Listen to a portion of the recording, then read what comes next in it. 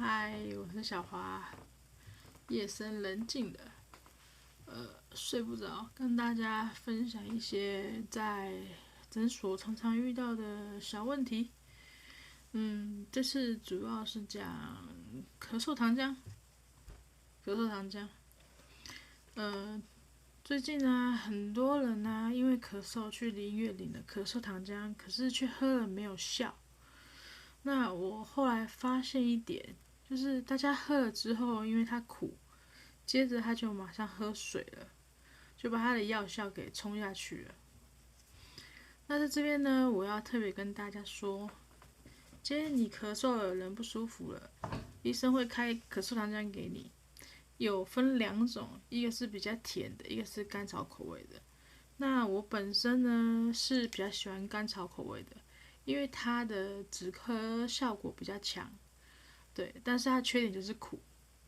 那另外一种就是比较甜，这种我个人是比较不喜欢啦，因为它太甜了，那效果也没有那么好。对，所以我去诊所基本上都是拿这种复方甘草的咳嗽糖浆。那在这边呢，我要跟大家讲，在我们吃完药之后啊，我们医生会开立药方嘛，一定是有口服药，可能还有喉片，那可能还有化痰粉，那可能最后就是咳嗽糖浆了。那我们吃的顺序是先吃药，然后再吃药粉、化痰粉。吃完之后呢，先喝一口水润润喉。最后一步呢，就是喝下这个咳嗽糖浆。喝下去之后呢，请你把它这个药效保留在喉咙里面5到10分钟，先不要喝水，不要把药冲掉了。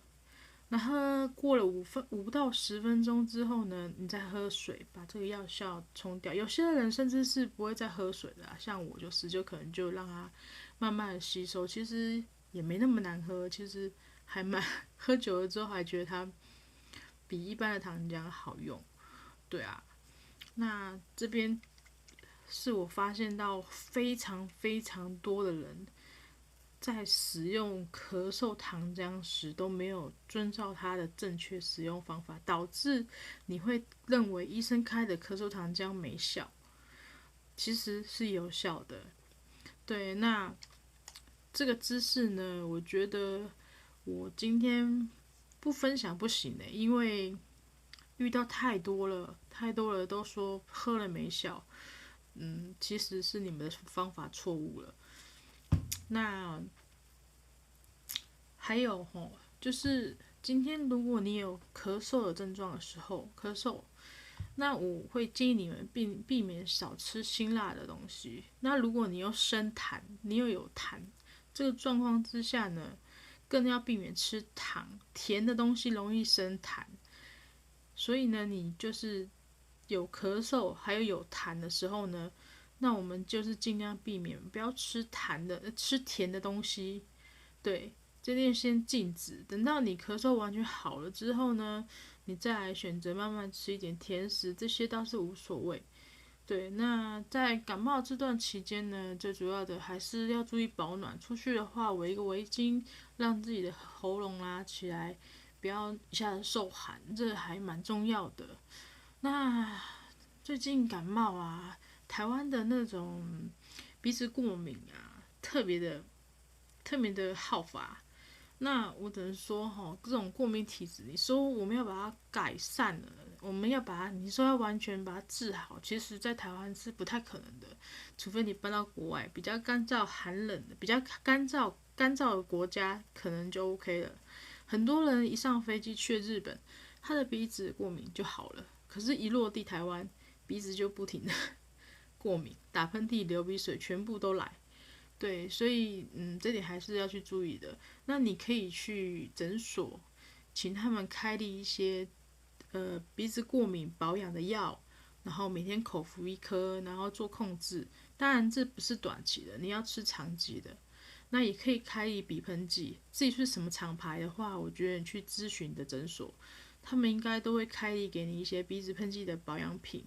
那鼻子喷剂的保养品呢，一般呢它不是立即奏效的，通常你要喷大概1个礼拜到2个礼拜，它的作用才会慢慢发挥。之后呢，你就是持续的控制，每天喷，睡觉前喷2下，或者是早上起床喷2下，固定，不麻烦啦。只是你要记得去做这个动作。那另外一个呢，就是用吃的方式去预防鼻子过敏，有这种药，那你可以去诊所问一下，他应该也可以开一给你。对，那你那种吃的就是更方便，睡前1颗，然后它是长效型的，1天1颗就好了。那也是一样，不要想说贪快吃2-3天它就会好了，它是要吃长期的。你吃大概也是吃个2个礼拜之后，你开始鼻子就会慢慢稳定，你就会发现你的鼻子没有那么过敏了，然后也比较不会那么那么的流鼻水，让你造成不舒服，尤其是在换季这个时候。那在诊所方面呢，还有遇到一些问题，就是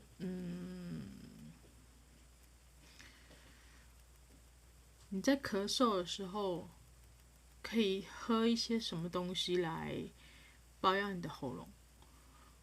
这边呢，当然是鼓励喝热的啦，不要说喝冷饮，对，尽量采温热的东西，然后也不要吃刺激性的。有人一大早起来就开始吃了一堆刺激性的东西，喝咖啡啊，喝生冷的食物啊，这些都很伤喉咙的。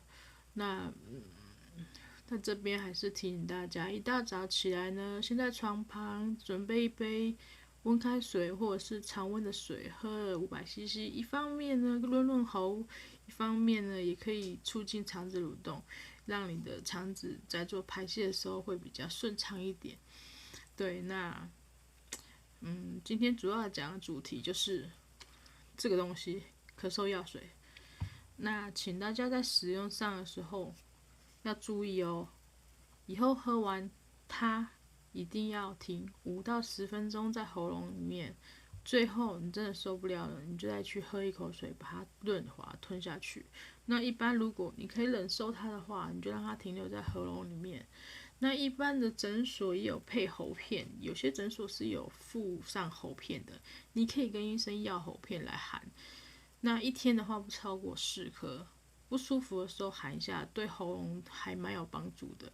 那当然就是如果你今天感觉到你的喉咙不舒服的时候，那你说要怎么样治疗呢？第一个最重要的一个，也是唯一的一个，话少，不要讲太多话，让你的喉咙休息，让你的声带休息，恢复到了一段时间之后，我们再慢慢的说话。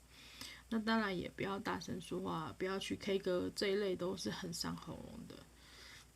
那今天的分享就到此哦。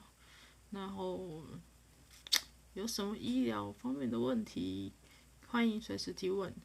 当然，如果我发现在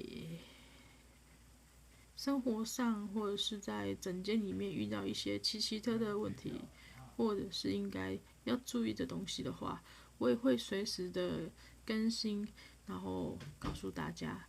那在这边还是提醒大家帮我订阅、按赞加小铃铛。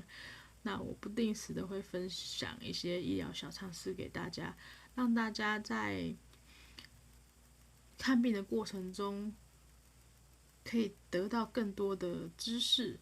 那这些小知识呢，通常在诊间，因为看病的人太多了，所以医生跟护士可能也来不及跟你做解释。那这边我就会辅助性的告诉大家该怎么样再去注意，让你吃的药呢有发挥药效，也不会让你觉得看了医生没效。就这样咯，各位晚安。